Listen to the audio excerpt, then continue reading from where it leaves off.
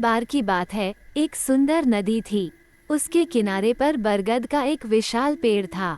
इस पेड़ पर रहता था एक चालाक बंदर जिसका नाम था नटखट। वो बेहद चंचल था और पेड़ पर अपनी जिंदगी का आनंद लेता था। नदी में रहता था एक मगरमच्छ जिसका नाम था दबंग। दबंग बड़ा ही शक्तिशाली और अच्छे व्यवहार का था, लेकिन उसकी पत्नी चंपा बहुत ही लालची थी। नटखट बंदर को जामुन बहुत पसंद थे। वो जब भी जामुन खाता तो पेड़ से कुछ जामुन नदी के किनारे गिर जाते थे।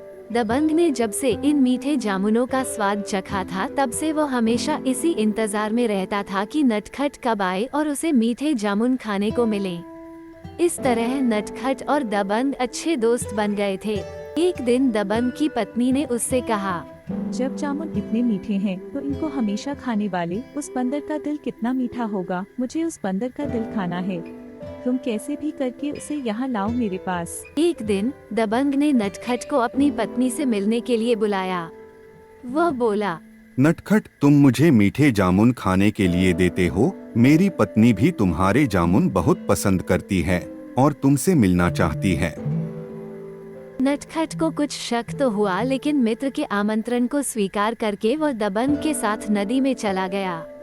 नदी के बीच में दबंग ने नटखट से कहा, दोस्त, बुरा मत मानना, वास्तव में मेरी पत्नी तुम्हारा दिल खाना चाहती है, इसीलिए उसने तुमको बुलाया है।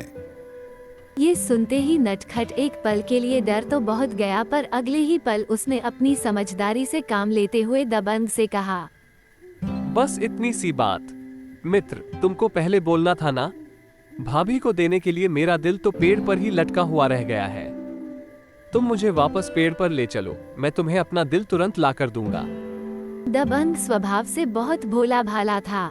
वो नटखट को पेड़ के पास ले गया। जैसे ही नटखट को मौका मिला, वो तुरंत पेड़ पर चढ़ गया। ऊपर से उसने दबंग को देखकर कहा, तुम कितने मूर्ख हो, तुम्हें कुछ पता नहीं। अब मैं कभी तुम्हारे पास नहीं आऊंगा और तुमको मीठे जामुन भी नहीं दूंगा। ऐसा कहकर वो पेड़ पर ही रहने लगा और इस तरह चालाक बंदर नटखट ने बुद्धिमत्ता से अपनी जान बचाई। इस कहानी से हमें समझना चाहिए कि किसी भी स्थिति में हमेशा सोच समझकर काम करना चाहिए। ईमानदारी और अच्छाई महत्वपूर्ण है, लेकिन वक्त पड़ने पर चालाकी से काम लेना भी हमें आना चाहिए।